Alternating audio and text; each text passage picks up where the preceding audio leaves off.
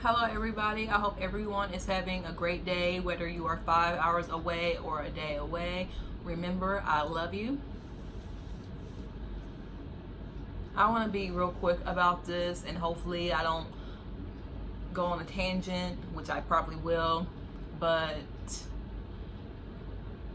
I want to know why so many people feel entitled to other people's support, especially marginalized people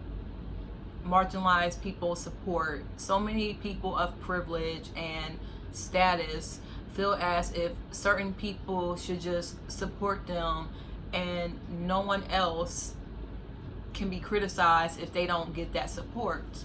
And I don't like that because we have a situation where I'm seeing so many people just yell at the LGBT or yell at black women or yell at women in general or black people or Asian people for not wanting to support them. And I don't know why you feel as if we have to support you. We have Bhad Bhabie talking about how the reason why she doesn't get a lot of support is because she's a white girl, and she's directing that towards fans that are black and female and feeling as if we won't listen to her music because she's a white girl.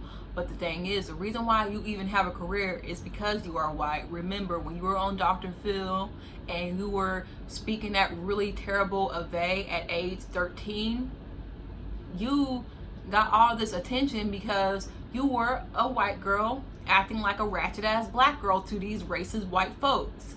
I remember when I was in college and I was in a coffee shop, I couldn't get away from that phrase, catch me outside, how about that? I've seen so many people, so many white people just make memes and jokes about it, and that's the real reason why Bhad Bhabie blew up. So many of us want to blame black people or black men and say, well, if it weren't for black people or black men gassing her up, then she wouldn't be here.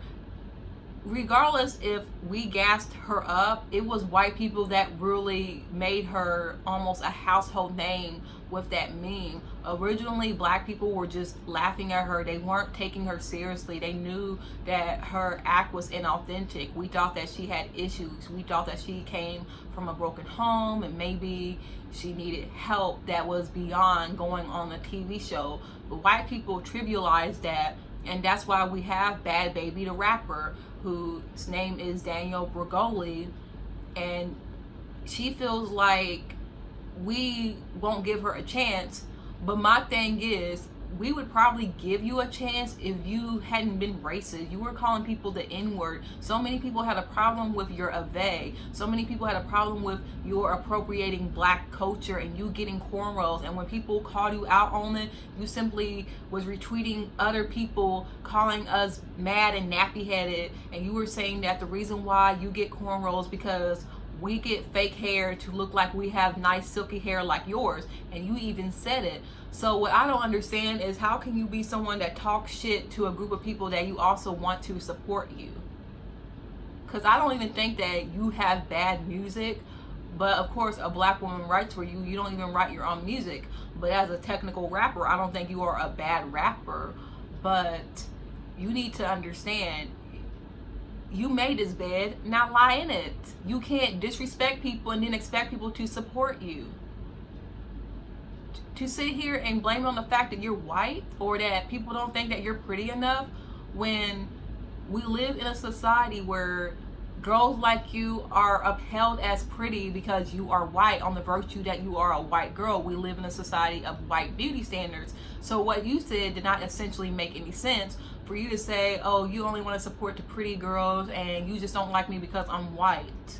When, I mean, we have people like Megan Thee Stallion and JT and Young Miami and Asian Da Brat who gets called ugly just for breathing, or Cash Doll that gets compared to a horse, and these girls are beautiful black women, but they are called ugly just because. And you want to sit up here and act as if you are so marginalized because you are a white girl in a predominantly black genre? And I'm not even going hard on her just because she is 15 years old. She's still a child. but I just don't like her just because of the stuff that she had said in the past. And I understand we are young, we say things thinking that we're being funny, and we troll. And I feel as if she were to just apologize and to own up for the stuff that she said in the past, I think people would probably accept her a little bit better, because I do think that she has good music. I just don't listen to it. And if you want people to support you, and that goes with Iggy Azalea as well, because Iggy Azalea was on the same thing where she felt as if people didn't want to support her because she was a white girl. No, it's because you don't really have respect for the culture and the women within it. If you would just be yourself and you wouldn't put on this black scent and you wouldn't try to call every black girl that criticizes you jealous, I feel like you would have a lot more fans and you would have so much more respect than you do now.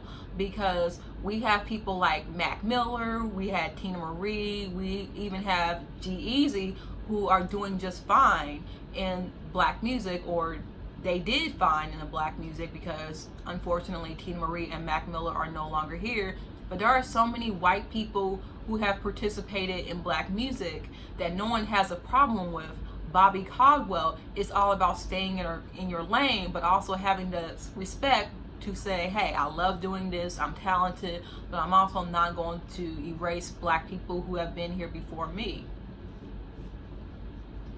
Another thing is Scarlett Johansson. Scarlett Johansson, to me, is someone that I never really liked, but because she was so popular, I kind of felt pressured to liking her. And I do like a couple of her movies, but she is such a one-dimensional actress. She's so wooden, and I feel the reason why she is so popular now because she is a white blonde woman with full lips and she has a buxom body. And you know, anytime there is a white actress with features that any other time would be marginalized or sexualized on black women, suddenly she's just oh so beautiful because she's white and blonde and she has the features as these other nigger bitches like with Angelina Jolie and Kim Kardashian, known for their full lips, known for their big butts, that they would mock on a black bitch, but we praise it on a white woman. I feel that's the crux of, and not Angelina Jolie, Scarlett Johansson's success is because she is regarded as a beautiful blonde white woman. And I actually did like Scarlett Johansson for some time, but after a while she just showed her true colors. And what I don't like about her is that for a while she was pretending as if she was for the resistance and she was anti-Trump and acting as if she was one of us and going to women's marches and cutting all of her hair and trying to fit in with just the general feminist public.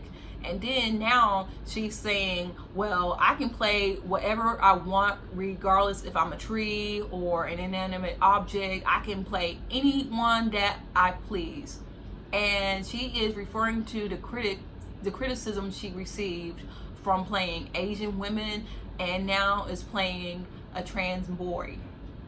And she is basically saying that I'm an actress and I'm entitled to playing marginalized characters, and if you have a problem with it, oh well.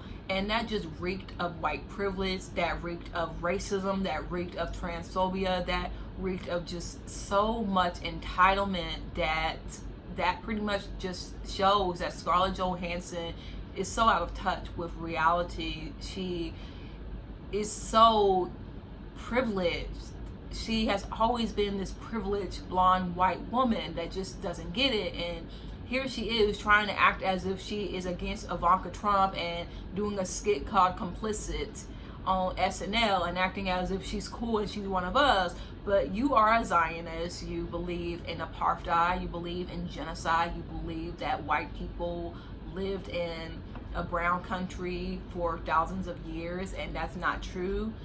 You believe that racist white people should be on preoccupied territory that's only been around for 71 years, and you want us to believe that you are with us. You're not with us, Scarlett. And for you to just make such an insensitive common like that, to basically compare playing a transgender boy to playing a tree, just shows that you don't have any regards for anyone but yourself. You don't see trans people as real people who have real life experiences. You just feel as if this is all acting for you, and there is just so much entitlement with that statement. And then you have people asking, well, I don't see how she's racist.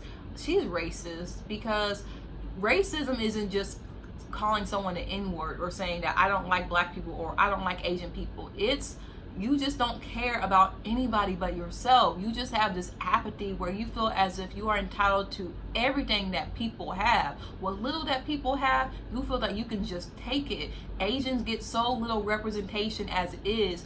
Asian women and Asian men, actually Asian women have less representation than Asian men, and then here you are, this lily white woman, you feel as if you can just take their roles.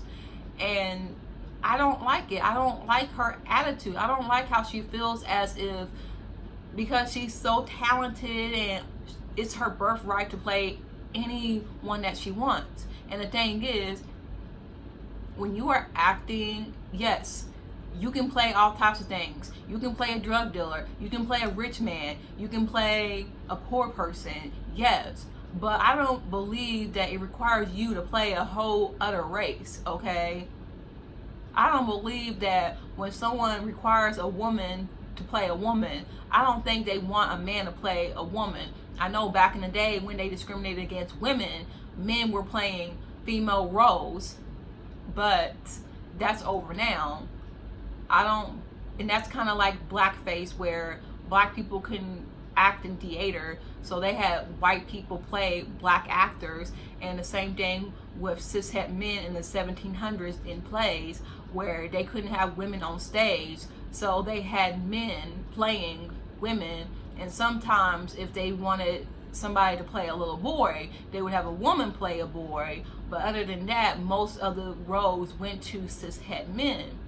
And Scarlett is pretty much reinforcing this ideal that, well, we don't really want Asian people, we don't really want trans people, but we are going to pretend as if we care about their experiences, but we're still going to have a cishet white person playing their experience. I don't like Scarlett Johansson, and I feel as if the more people see her for who she truly is, she'll just disappear out of Hollywood, because she's racist, she's ignorant, she's transphobic. I don't have time to listen to some white woman who feels as if it is her birthright to play anything that she wants. And there is just so much entitlement in the theater industry, and I hear from so many people that took classes in theater, took classes in choir, and felt as if that white woman or that one white man felt as if they were just entitled to every role, and they are not entitled to every role. You cannot play every role. You're not entitled. And people talk about this all the time in theater, how people feel as if, well, I'm white and I'm talented and I'm the best and I come from privilege and I should be able to play this, and you can't, because these people cannot take no for an answer.